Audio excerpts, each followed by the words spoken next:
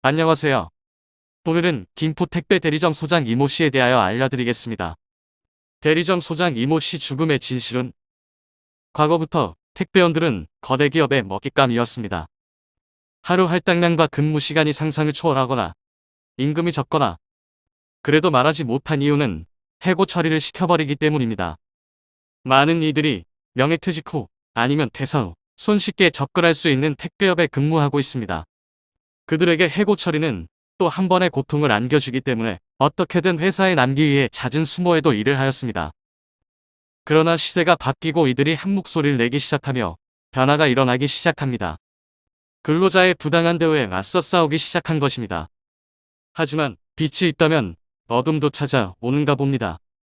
점차 거대해진 택배 노조는 노조라는 거대한 세력을 등에 업고 악랄한 행동을 하기 시작합니다.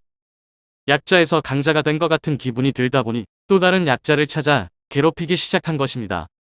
물론 직급이 높다고 모두 강자는 아닙니다. 세력이 많은 쪽이 대부분 강자가 되기 마련입니다.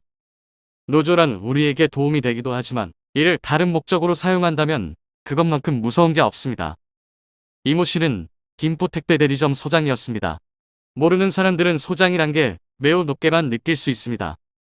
물론 다른 직종이나 다른 지역 대리점에서는 높을 수도 있습니다. 하지만 이 소장은 달랐습니다. 택배원들이 단체로 파업을 하거나 불순한 집단 행동을 하여 큰일을 당하고 말았습니다. 이 소장의 대리점에서 택배원들이 배송을 거부한 상품들이 있었습니다. 그 물건이 무엇인지 저는 모릅니다. 물론 합당하지 않는 물건일 수도 있겠지만 서로 합의하에 처리해야 될 물건들을 그대로 방치한 것 같습니다. 그래서 그 물품들을 이 소장에 직접 실어 다르다 유월중순보된 업무로 쓰러지고 말았습니다. 여기까지는 어떤 특별한 이유가 있었는지 모릅니다.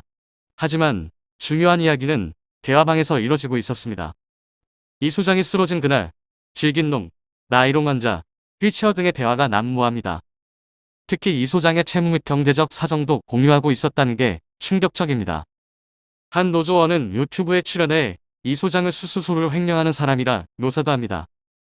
이 소장이 대리점을 포기한 날 대화방은 투쟁을 외치며 다른 대리점도 먹어보자는 이야기가 나옵니다. 그리고 이 소장이 대리점을 포기한 이유는 노동동 직원들 때문이라 치합니다. 이 대화 내용만 봐도 잘못된 집단 행동을 하고 있다는 걸 아실 겁니다. 마지막 유서에는 대화방의 권씨와 문씨를 자신을 괴롭힌 노조원이라 언급합니다.